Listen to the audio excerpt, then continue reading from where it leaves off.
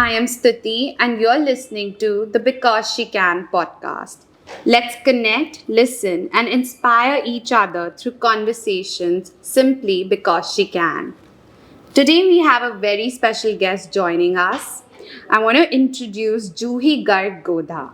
Juhi is a journalism graduate, holds a master's in corporate law from National Law School, India, and a classical jazz piano degree from Royal School of Music. She is the co founder of ED Times, that was rated as the top 10 youth blogs globally. ED Times was recently funded by Google News. Juhi, thank you so much for joining us today. Thank you, Stuti, for having me. It's such an honor. Likewise. Juhi, we are so excited having spoken to you off the camera. I know you've had the most unique life journey so far, and it is so exciting. And before we delve into the conversation, I want to truly tell you that you epitomize the Robert Frost poem, The Road Not Taken. Oh, God. That's literally the first thought I had after talking to you the first time.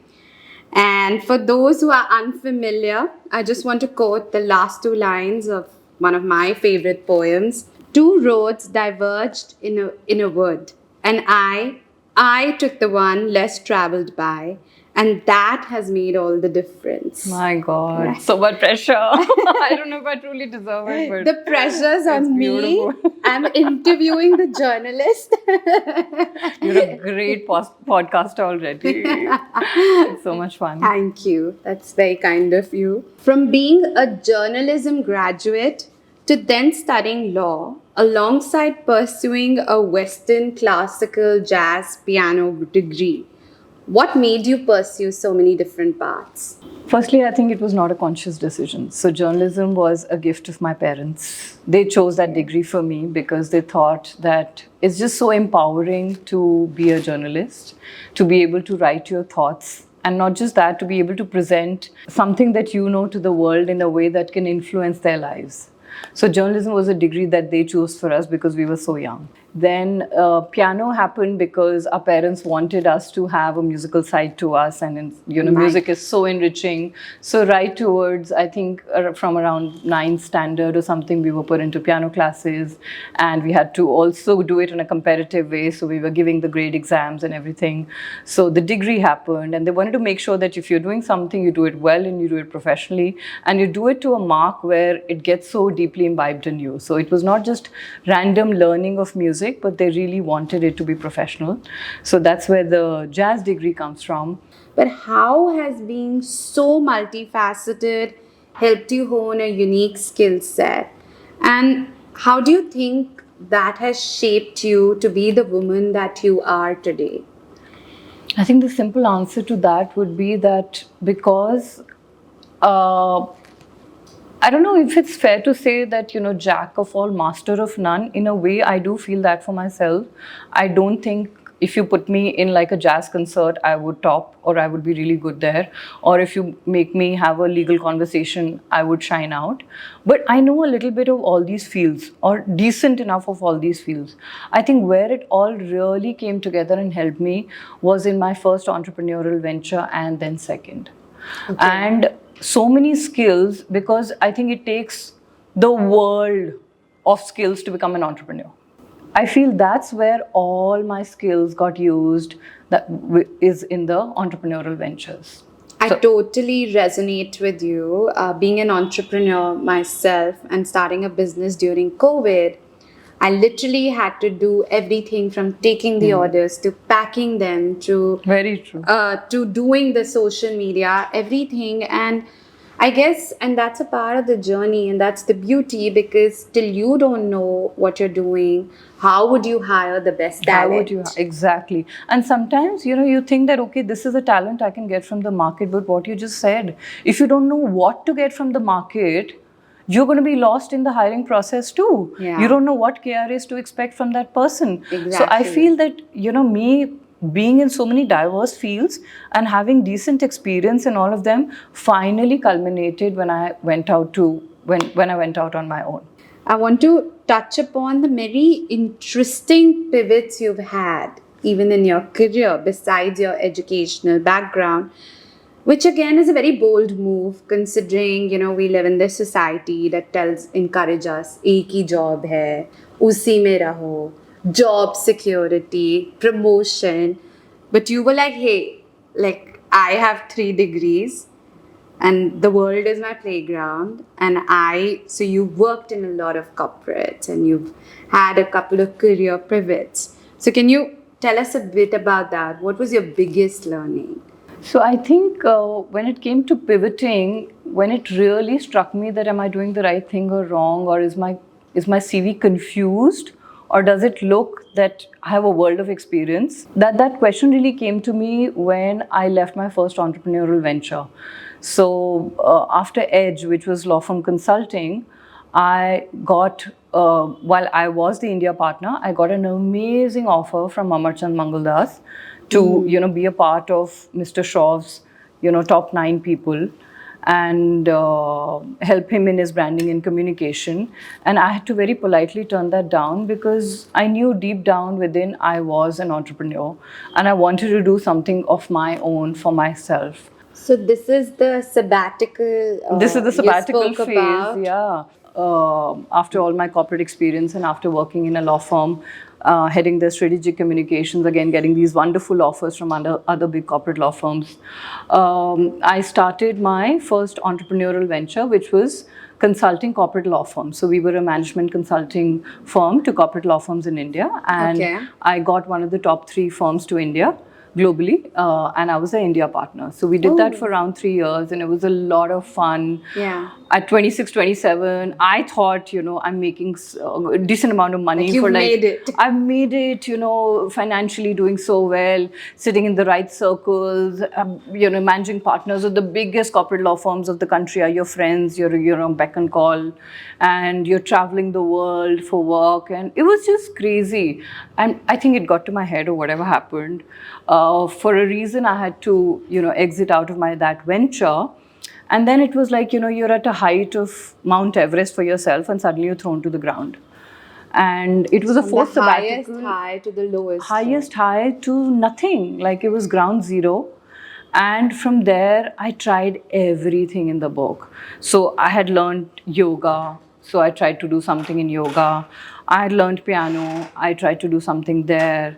I had such little motivation that I could not start my own venture. To be an entrepreneur, it takes like the motivation of a village. You need to be so motivated. You can't start a venture if you're crazy on motivation. Especially after being hit. After being hit. Then I tried BBC because that was one place that I really wanted to work. I finally got a call from there. Like I wanted it from my journalism days, and I hadn't got BBC. And then you got it. And I got it in my low phase.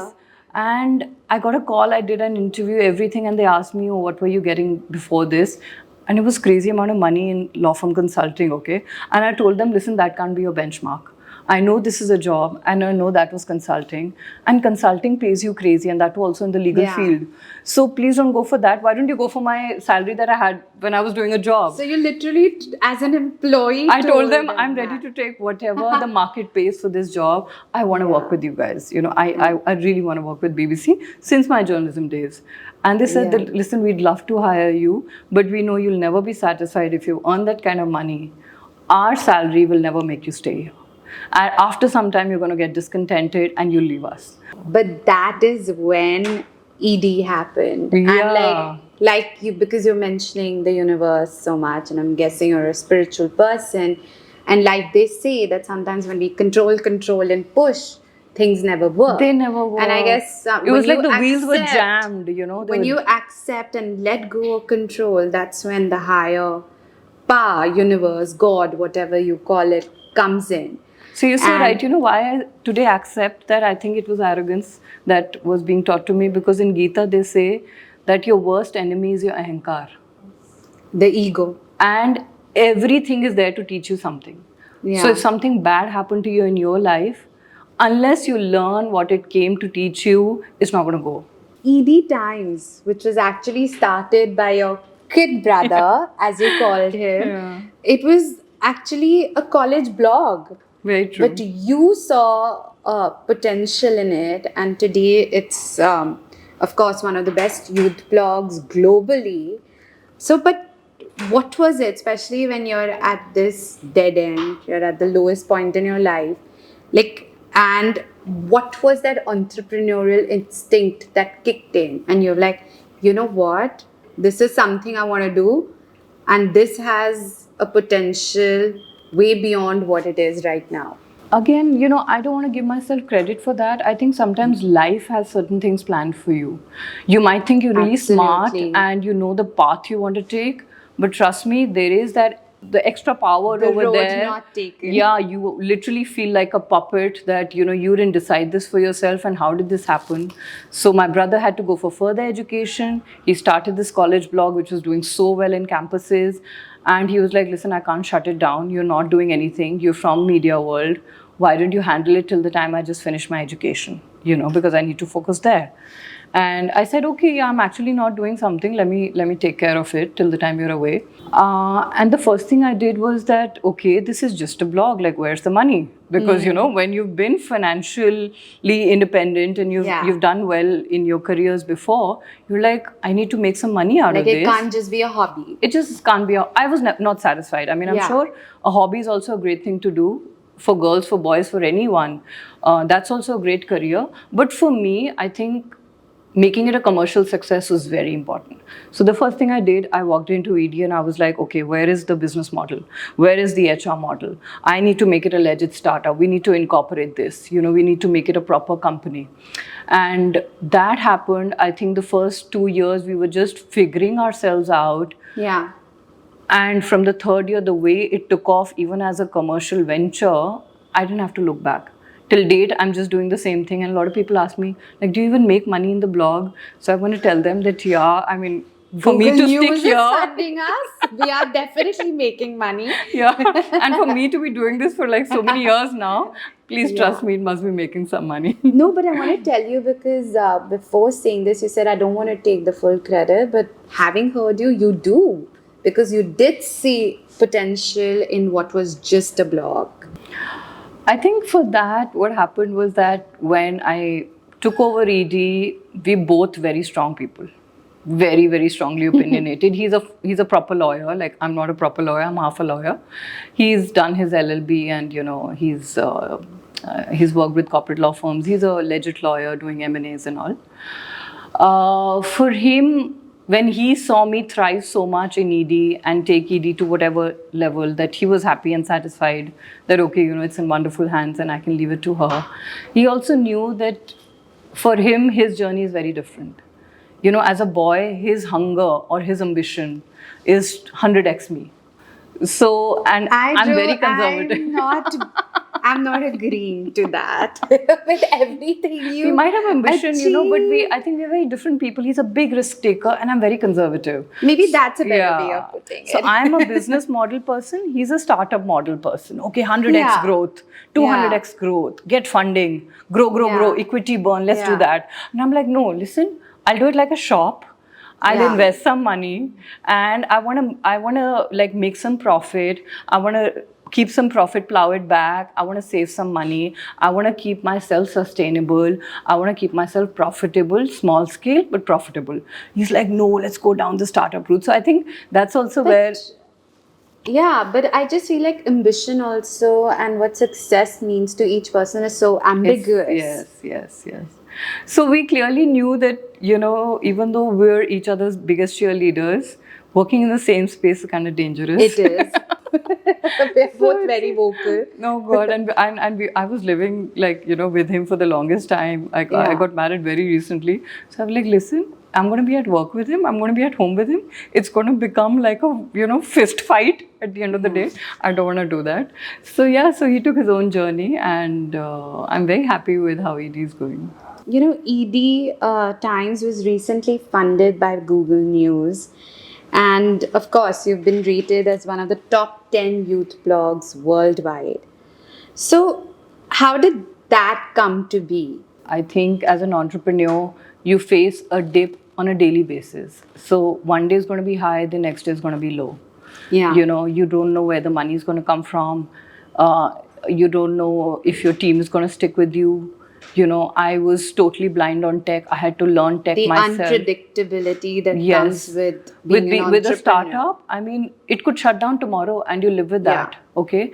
And I think the only, again, very, very blessed, but uh, it's kind of unfair also, but I feel we are very blessed. We are not dependent on our startup. I think that also gives us a certain power to be able to carry it forward even after your low days. But somebody who's dependent on their startup, Yes. that can make them take decisions. Unfortunately, that is Yes, the that is very truth. true. And let's not shy away from the Yeah. fact that we have that backup, and that is why we are sitting here and enjoying all the laurels. But had we been dependent on the startup, had we quit a job and we had a family to take care, and the startup was everything, I don't think we would have been that carefree that, okay, oh, this month didn't do well, I can power through, not a big deal. No, month on month, I have people to feed, right? Yeah. So I feel that comfort that comes from the backup is massive. It does not scare you. It does not make you take rash decisions. And you're able to sustain your startup over that gestation period, which is the most scary. Thank you for being so candid and vulnerable with us. It takes courage to admit your failures. But you were invited to the World Economic Forum's Global Future Council of Media, Entertainment and Culture. Was it for 2 years in a row? Yes. So, I mean, what an honor. Tell us, how did that come to be and what was your experience when you were actually there? I think it was the most humbling experience because I felt like I was not the smartest person in the room. And I generally now don't feel that. Like when I don't know, is it my work or is it just generally I feel that, okay, I know I'm decently intelligent, but when you sit with the guys on GSC and WEF, oh my God, like the gentry, you're sitting with vice president of Lego, you're sitting with some politician. When they open their mouth, they are rock solid. Like the kind of substance they bring to the table. You're sitting with someone who's on the Olympic committee, and your Twitter head and whatnot. Like the gentry was so humbling. Firstly, I just could not believe that, I'm on the GSC. But And- you said you were sitting with. So you were not, you were amongst them. I was amongst them. I don't know, was it a fluke or what it was? I was there. And every GFC meeting was so much learning. Like you could just sit there and learn from the world how they operate. imagine. And it was beautiful. Like no classroom would ever teach that. It was during COVID years. So it was all online. Otherwise, it would have been travel to Singapore. That's where Okay. generally the GFCs happen. But we learned how to collaborate. So we brought about a white paper on digital safety, like a lot about this AI and misinformation and disinformation and, the fakes, the AI fakes that are coming up now. We did a whole white paper on how to actually create a framework where people can be protected against misinformation and against fake news. Oh, wow. And Because in the digital space, it's very jurisdiction. hard to authenticate. For example, someone sitting in America creates a deep fake of you. What are you going to do about it? Are you going to go to Delhi Cyber Police? Yeah. No, right? So is there an authority in the whole world which controls that? And how are you going to find that person? What is going to apply to him? So it was like, we were starting from scratch. I think I was just a student. And In literally a classroom full of global thought leaders. thought leaders, there was a think tank. I think they were way smarter than me, and they were still so accepting and so inclusive of everyone on the table. They never had that chip on their shoulder that I don't think you know your stuff. So, how has digital media changed post-COVID in your experience? Post-COVID, I think digital media, the best thing it's done is given livelihood to so many people. And that's beautiful. Like we used to diss influencers. Today, being an influencer is a legit job. Of It's a course. legit career. And it's come in the main funnel of marketing. Earlier, it was like, oh, is influencer marketing really important? Should we do it or not do it? Today, no Can't brand, survive. no matter how small, a startup or a HUL, they can't do without influencers. And that's the beauty of digital media. I mean, your career journey has been so interesting, but as a woman, I feel your personal life journey has been even more path breaking. You recently got married at 36. 37. 37. Yeah. Which, according to, you know, All Indian households. all Indian households, aunties, Yes. Seema auntie, Too late, yeah, for me now. it's like बहुत late हो गया बहुत late हो गया, अब तो मिलेगा ही नहीं, अब तो कुछ अब तो होएगा होगा ही नहीं You अब should- तो you should look 4 at on divorcees. 10 You should look at divorcees. अब तो 4 on 10 मिलेगा You have to adjust you with have to everything. adjust Yeah. so that was literally your life story, but for women even today we are told compromise, settle kar lo, you won't get everything. Yeah. So, and like, you know, how I'm just joking about it, but honestly, like imagine one of the most popular shows on Netflix, Indian If you get 6 to matchmaking. 7, go for it. 6 to 7 mil raha hai to matlab Kar lo. kar lo. Yeah. But I want you to say this on record for all the single girls listening. You say you did get it all. Touch And wood, you yes. I waited. don't. Touch wood. Touch wood, yeah. You waited and you got it all. Yeah, so that is what I was coming to, that I think even with whatever little pressure that came my way, and again in best intentions only, still when they said that, you know, I don't know what you want, तुम्हें तो पता नहीं क्या चाहिए, राजकुमार चाहिए or something like, which is the most common thing which everybody tells you.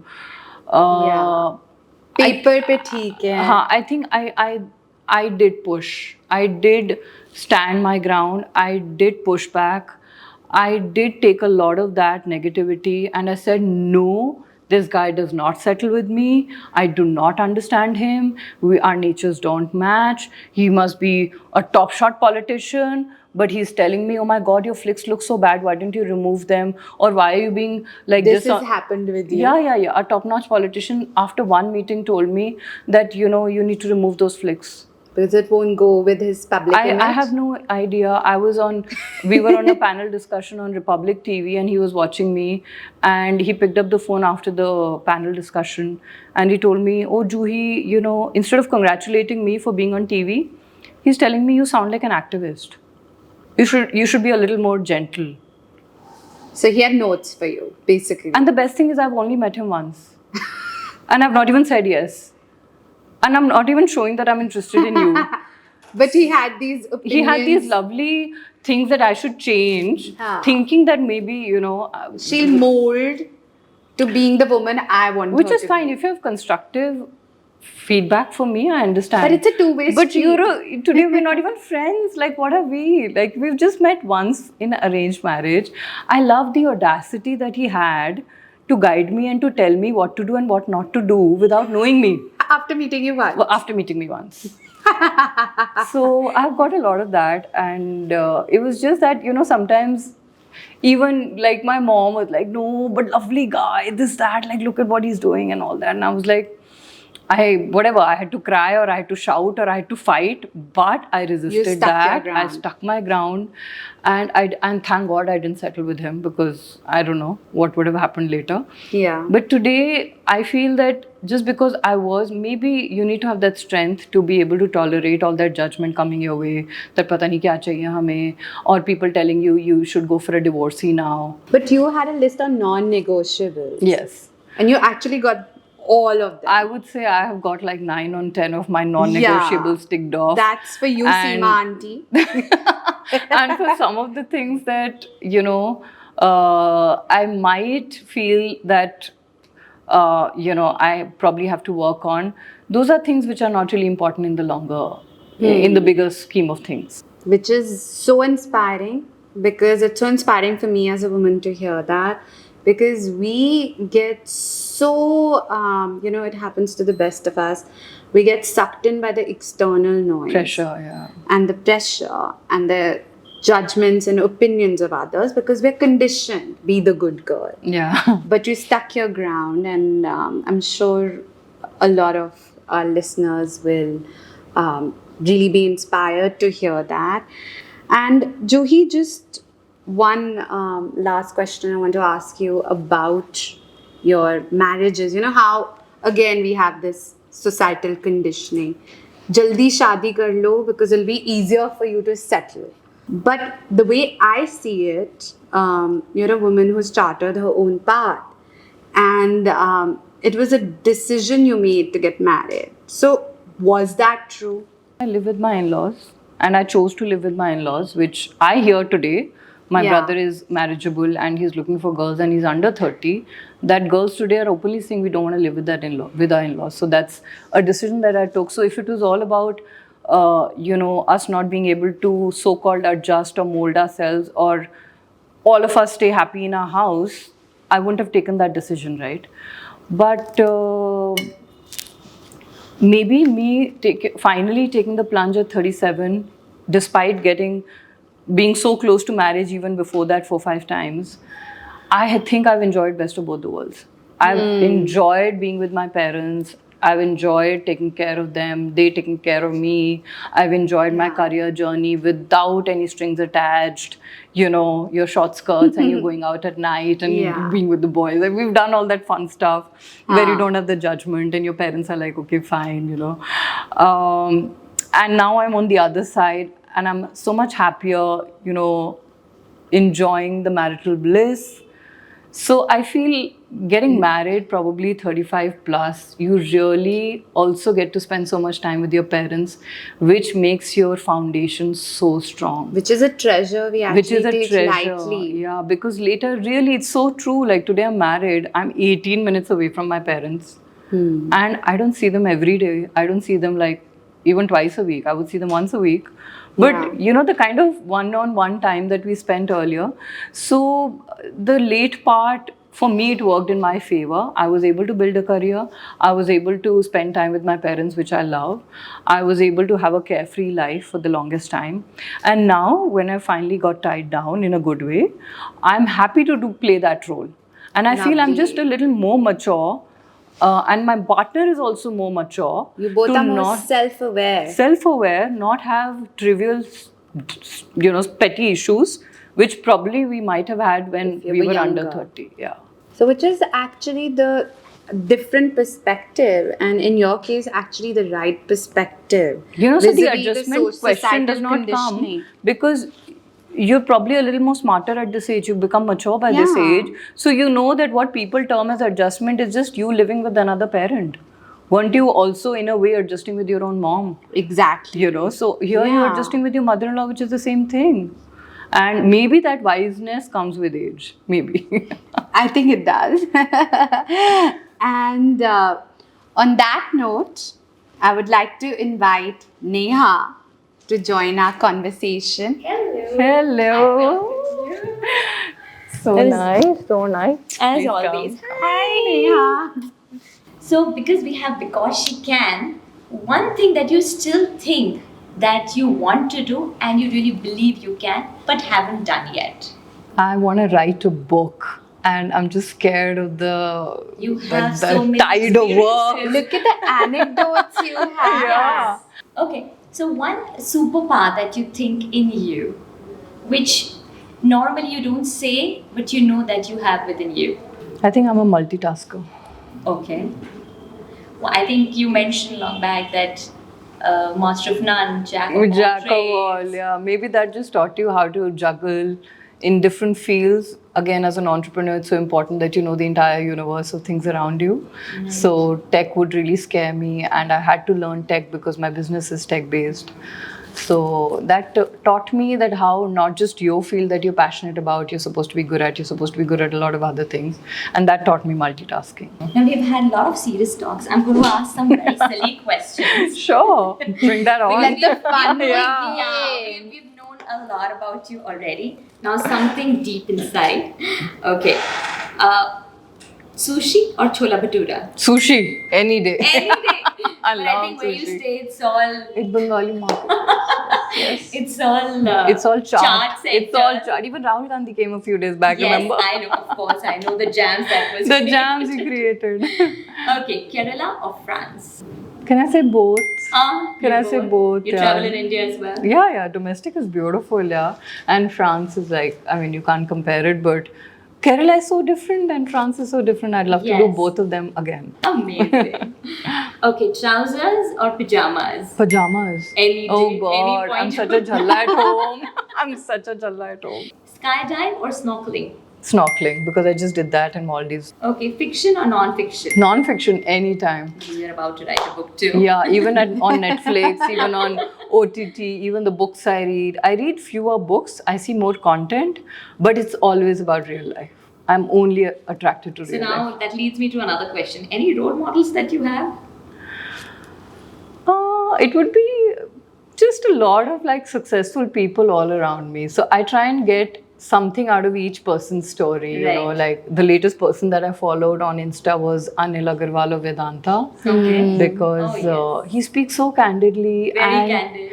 you know, like if you it's like Ambani telling you his gyans, like you know, he's sitting Yeah. in a drawing room and telling you gyan. Yes. Who would not want it? So yeah, listening to him, but it's not really one particular person, and I generally don't go to like motivational gurus, because I like people who have actually achieved something of their own in a tangible manner, and who are not just giving gyan.